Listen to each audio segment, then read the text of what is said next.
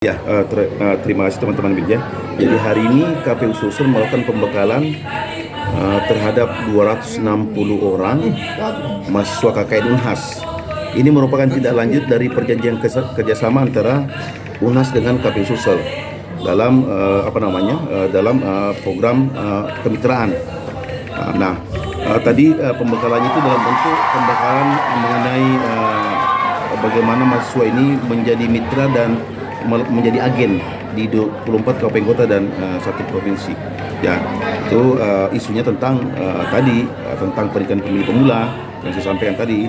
Kemudian isu strategis di pemilu tahun 2024 ini tentang netralitas ASN, TNI Polri, dan kemudian yang lebih penting adalah isu hoax yang memang lebih banyak dilakukan oleh pemilih-pemilih pemula, ya, pendidik pemuda IT.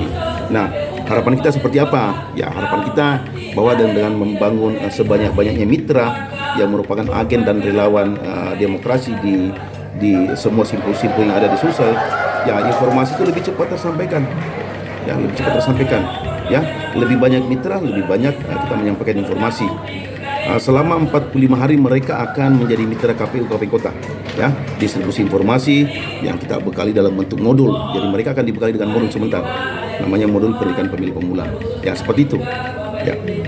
Setiap kabupaten Kak, berapa orang? Ada 10 orang di 24 kabupaten kota, 10 orang masing-masing satker. Jadi 240 orang. Untuk provinsi kita ngambil 20 orang dari 13 latar belakang fakultas yang berbeda. Ya, ada fakultas hukum, fakultas sospol, kedokteran, ya, kemudian teknik, kemudian pertanian, kemudian perikanan.